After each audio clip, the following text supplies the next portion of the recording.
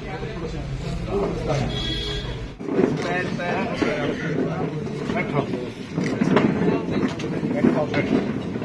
सबसे पहले तो लाला जगदीश राय जी को जन्मदिन की बहुत ही हार्दिक शुभकामनाएं देता हूं।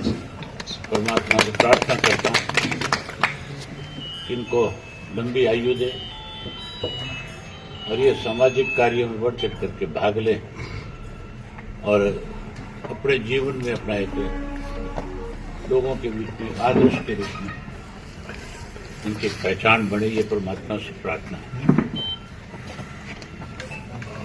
मुझे खुशी है कि आज मुझे उस घर में आकर के आप सबके रूबरू होने का मौका मिला जहां कभी चौटाला साहब ने आकर के आपसे आशीर्वाद दिया था और आपके आशीर्वाद से आपके सहयोग से इस प्रदेश के मुख्यमंत्री बने, मुख्य के रूप में काम किया। बड़ी बात यह है कि वो 95 में आए थे और 99 में मुख्यमंत्री बने थे 4 साल बाद। अब भी 4 साल का समय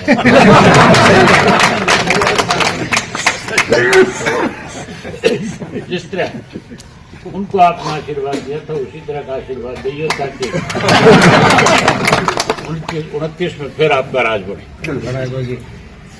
हालात आपके पक्ष के हैं, उसका सीधा सा एक कार्ड है पक्ष में बनेगा। 10 साल कांग्रेस का राज लोगों ने भुगता था। उस 10 साल में कांग्रेस पार्टी ने अपने वायदे पूरे करने के बजाय प्रदेश के लोगों को तो परेशान किया और अपने चेतों को जमीनों का मालिक बना करके बड़े लोगों की लाइन में ला करके खड़ा कर दिया। बीजेपी की हालत भी आज वही है, जात पात मजहब धर्म के नाम के ऊपर बांटती है। काम कोई किया हुआ जो वायदा है उसको पूरा नहीं करती। आज की तारीख में पूरे प्रदेश के अंदर कहीं भी किसी भी जिले में आपको चाहे कोई रिश्तेदार बैठा है, कहीं कोई भाईचारा है आपका, कहीं कोई दोस्त मित्र है, उनसे पूछ करके देखो कि आज कॉलोनियां कौन काट रहे हैं। या तो भाजपा के मेंबर पार्लियामेंट लगे हुए हैं या एमएलए लगे हुए हैं और या फिर कोई पार्टी के पदाधिकारी लगे। पूरे प्रदेश भर में आज कॉलोनियों के नाम के ऊपर लूट मची हुई है। लोग बीजेपी के कामकाज से भी दुखी है और कांग्रेस और भाजपा मिलकर के दूरा कुश्ती करके एक तरह से एक दूसरे की मदद में लगे हुए। बीच में पार्टी और भी बनी थी तीसरी, उसका भी लोगों ने फैसला कर रखा है, उससे भी दूरी बना ली। अब लोगों की एक सोच है कि चौधरी देवीलाल की नीतियों की फिर एक बार सरकार बने और चौधरी देवीलाल की नीतियों को आगे बढ़ाया जाए और हमें फिर सुविधाएं मिले। या तो चौधरी देवीलाल के राज में आम आदमी को सुविधा मिली थी और या फिर चौटाला साहब के राज के अंदर जो बात उनकी जबान से निकल जाती थी वो फिर गोली की तरह चलती थी, वो कहीं रुकती नहीं थी। जो कह देते थे उस काम को हर हालत में पूरा कर देते थे। उदाहरण आपके सामने सतीश जी ने बताई दी।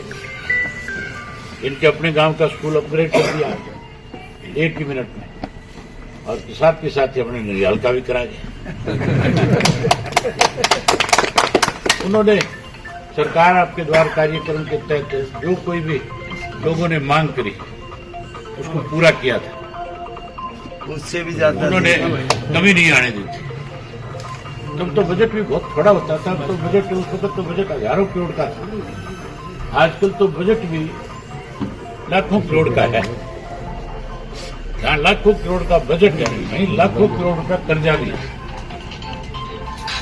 तो सरकार से हम ये पूछते भी कर्जा किस नाम का है, अगर बजट इतना है तुम्हारा, तो फिर उस बात का कोई जवाब नहीं है।